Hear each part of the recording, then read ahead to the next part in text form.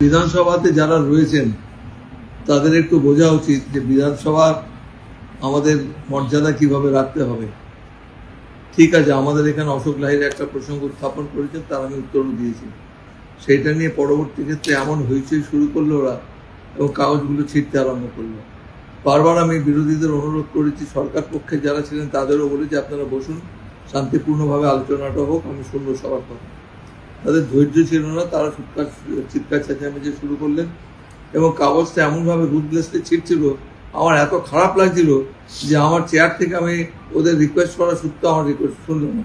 বাধ্য হয়ে আমি 4 জনকে সাসপেন্ড করেছি। সরকারি যে আমাদের রয়েছেন চিফ হুইপ, তিনি 4 জনের নাম দিয়ে বললেন যে এদের সাসপেন্ড করা হোক। কালকে পর্যন্ত এই সেশন পর্যন্ত তাদের সাসপেন্ড করা হয়েছে। সাসপেন্ড করার পরে ওরা অনেক সময় চিৎকার চেঁচামেচি করলো, কেউ বেরোতে চাইছিল না। তখন আমি মার্শালকে বললাম যে আপনি ওদের বাইরে যেতে বলুন বা বার করে দিন। তাতে আমাদের মার্শালকে এবং অন্যান্য যারা সিকিউরিটি স্টাফ তাদের মারধর করেছে। 10 জনের মতো আহত হয়েছে, চিকিৎসা হয়েছে, মেডিকেল পেপারস আমার কাছে দিয়েছে। এবং তখন বিরোধী দলের নেতা আমার টেবিলের সামনে এসে তিনিও চিৎকার করে বলতে থাকেন যে একজন চশমা ভেঙেছে ধাক্কাধাক্কিতে।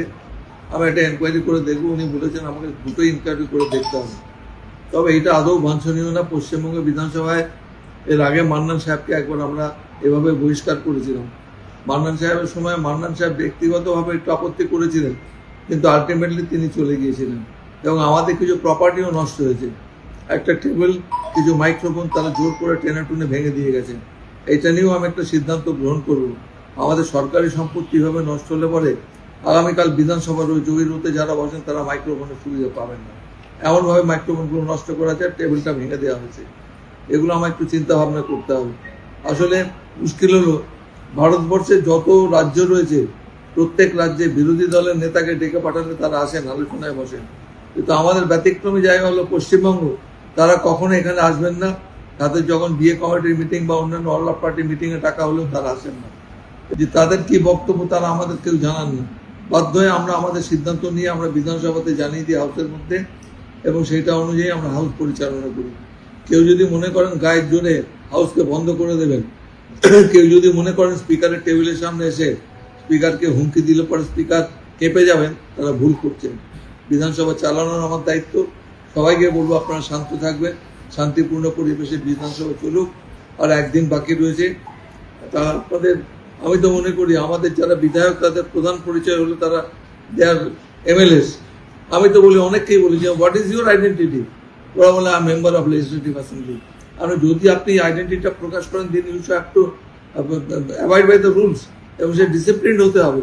কিন্তু কে কার কথা শোনে? আমি জানি না আজকে যে আচরণ তারা করলেন, সে আচরণে তারা দুঃখ প্রকাশ করবেন কিনা, সে যে দলেরই হোক।